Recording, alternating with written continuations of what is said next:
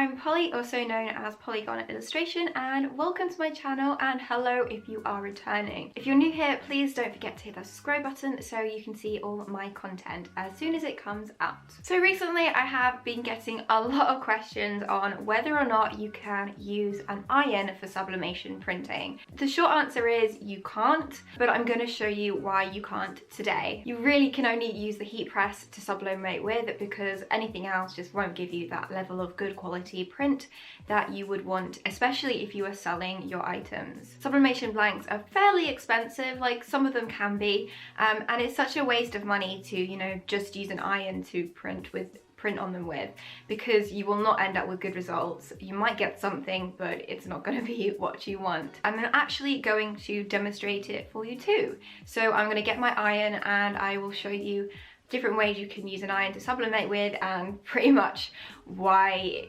any method just really won't work. When you sublimate, it's really important they have all the right things and tools, but I'm not going to go into detail about that for now. So I made a video a few months ago where I printed on phone cases, so I will link that down below in the description if you want to go and check it out.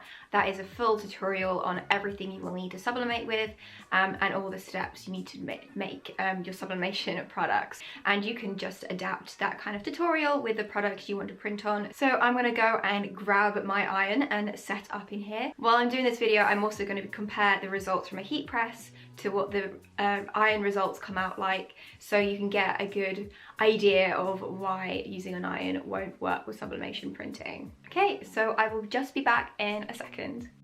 So I've got my iron out and my ironing board ready, but I'm actually going to start by showing you how the heat press works first, and show you the crisp designs you get from that, and then I'm going to compare them to what results I get with the iron. So let's go and get started. Okay, so I'm starting to print on this tote bag. This is a tote bag that I accidentally misprinted on. The print is actually off center. So I'm just going to be using this bag to show you examples of everything in this video. So I'm just going to lay it out with my heat press. I'm going to be printing this little hedgehog design on here, so I'm just going to put it there, and then I'm going to cover it in grease-proof paper. This is just so no leftover residue gets on the design. I mean, it's not the end of the world, but I'm doing it anyway. And I'm going to set the temperature to 365. I've just got to wait for it to reach that temperature. So it will be there in a second. Just have to give it a minute. And the time is set on 52 seconds. All right. So as you could see, that was quite difficult for me to pull down. There's a lot of pressure on it. The pressure is quite high. It's very tight, which means that it's kept very, very flat.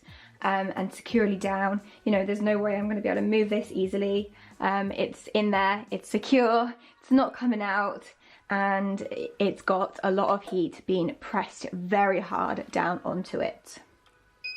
Okay, so let's see what it looks like. So there you go. There is the little hedgehog. He's come out perfect. There's no ghosting, the colour's nice and crisp. It's pretty much everything I expected. It's great and everything I wanted from it. Okay, so now I'm going to show you how to do it with an iron. I'm going to do it right next to this little design I've just done. I'm going to put this on the other way. There you go. Okay, I have my sublimation paper here. I'm just going to put that next to it. So that's the heat press, and this is going to be one with the iron. My iron is ready. It's on the hottest heat possible. I'm a little bit scared about doing this because something you probably won't know about me, I've never mentioned this on this channel before, is I can't smell. I was born with anosmia, so fingers crossed this doesn't burn. So I'm just going to hold it down and yeah, wait 50 seconds. Okay, so that's been a minute. Okay. So there you go, you can actually see that it has sort of worked. It's very much faded. It's not as bad as I thought it would be on the sense of ghosting. But you know, the print's really not the same. You can really see that there. And you can see here, you know, The iron wasn't obviously big enough to go around the whole shape anyway, so that bit was cut off there at the top. It's very faded at the edges around here too. The hedgehog kind of came out okay, but it's still not as vibrant as that. So that was a small design. So obviously, you know, it's a little bit easier to do. You can kind of see that the hearts are very much faded there too. You know, it's really not the same. But now I'm actually going to do a much bigger piece. I've got this design here, which is so much bigger, and I'm going to sublimate this onto it. So as this is bigger, I'm going to have to do this in, I think, 1, 2, 3, 4 stages. So it's going to take me 4 minutes to do it, and I will have to move the iron across as I go. So I'm actually going to also bind some tape and hold it down with the tape too.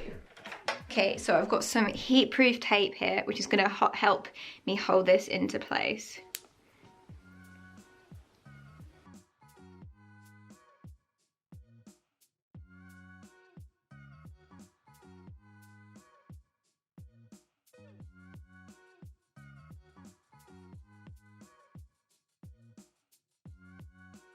So as you can see, the heat makes the paper curl, which is making it really difficult to keep it still. That's just one of those things about sublimation paper. It's always been an issue and can be really annoying even with a heat press when you try and put the design on the heat press before you want to press it. But obviously now when you want to press it pieces individually, it's even harder because it's curling up as you're currently pressing it. Okay, next bit. It's not looking good. Okay. Yeah. Okay, that really didn't work. So if I was printing this onto an actual tote bag, it's basically ruined. It's not come out well at all. You can see that very much is very faded. You can actually kind of see where it had the iron on it. So you can see that there's the curve of the iron like across here in the print, because then this bit's slightly lighter than the rest of it, because I guess either I wasn't pressing down hard enough there.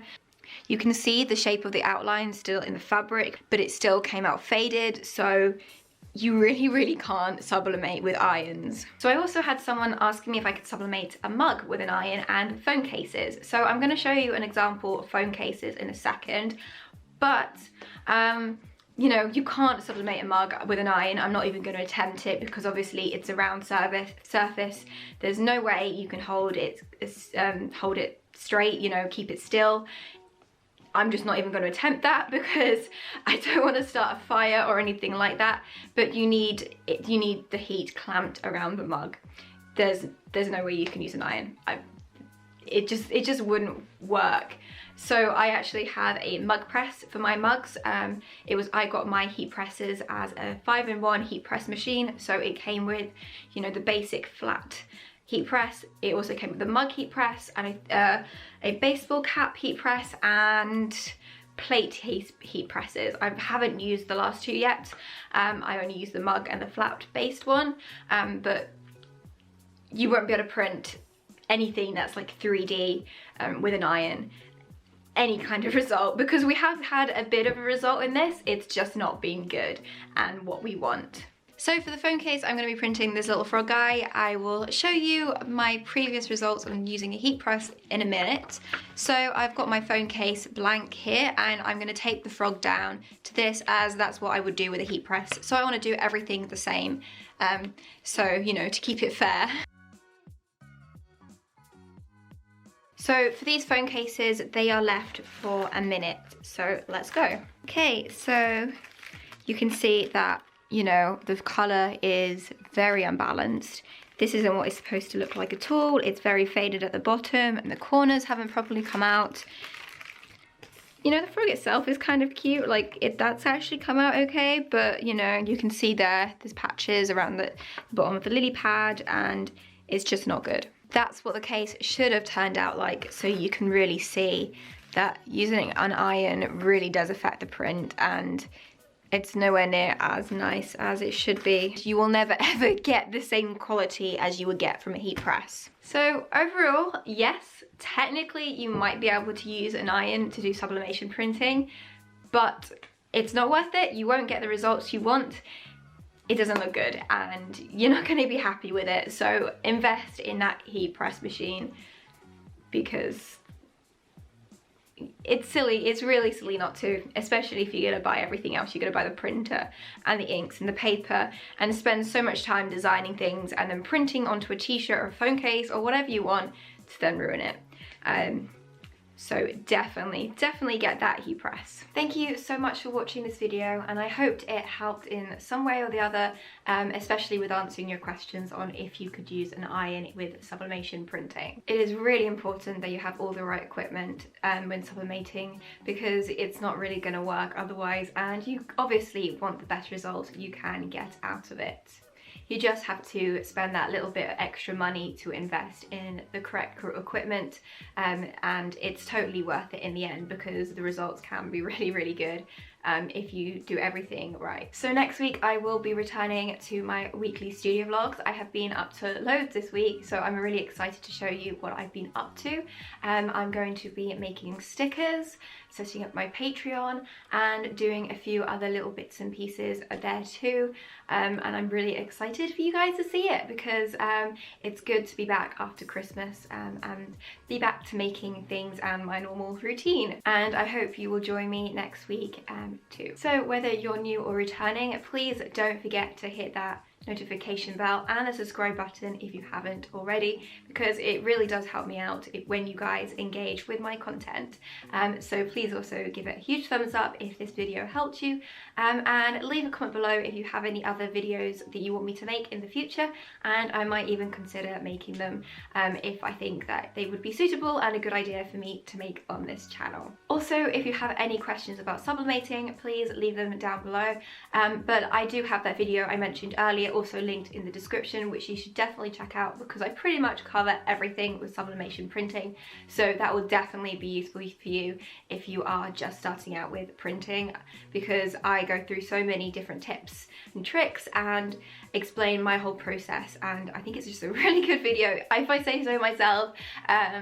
That, you know, for that in-depth tutorial on sublimation printing, that I probably can't really offer you that much over questions in the comments, but you know, if you have anything that I haven't covered at any point and you want to know more about bits and pieces, please let me know and I will try to get back to you as quick as possible. So if you want to go and see what I'm up to on my other social media channels, please go and check them out, which is also linked down below in the description. You've got my Instagram, my TikTok, my Facebook, Twitter, etc. So it'd really mean a lot if you could go and follow me on there if you haven't already. And I've also got my shop linked down below too, where you can buy my prints, small gifts, my painted denim jackets, and much more. And everything on there is something I've designed and made myself, so it would really mean a lot if you could go and check it out. And everything you do buy on there does go straight back into like what I do, making videos and everything, and it really helps support me and lets me be able to continue doing this. But thank you again for watching this video, and I will see you next week. Bye!